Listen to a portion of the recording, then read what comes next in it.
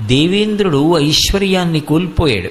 కోల్పోయిన తరువాత తాను పడినటువంటి కష్టాలకి తానే పశ్చాత్తాపాన్ని పొంది తిరిగి మళ్ళీ లక్ష్మీదేవి యొక్క అనుగ్రహం పొందడానికి కావలసినటువంటి విధానాన్ని తెలుసుకోవడానికి చతుర్ముఖ బ్రహ్మగారిని ఆశ్రయించాడు. అనేక సందర్భాలలో అసలు శ్రీ మహావిష్ణువు దర్శనమివ్వరు, ఆయన వాక్కు వినపడుతుందంతే. ఈ సందర్భంలో ఆయన ఒక మాట చెప్పారు. పోగొట్టుకున్నటువంటి లక్ష్మిని తిరిగి పొందాలి అంటే క్షీరసాగర మథనం చెయ్యాలి. ఆ క్షీరసాగర మథనం చెయ్యాలి అంటే దానికి కొన్ని సంభారములు కావాలి.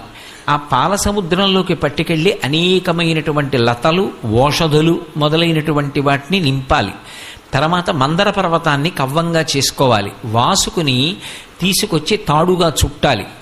ఈ ప్రక్రియలో నేను మీకు సహాయపడతాను. ఈశ్వరుడి యొక్క సహాయం లేకుండా అసలు ఏ కార్యమూ నెరవేరదు. లక్ష్మీ కటాక్షం కావాలి అని కోరుకునేటటువంటి వ్యక్తి కేవలము తన యొక్క సమర్థత చేత తాను ఒక కార్యాన్ని చాలా కష్టపడి నిర్వహిస్తే ఫలితం వచ్చేస్తుంది అనేటటువంటి మాటకి సనాతన ధర్మంలో ప్రామాణికత లేదు.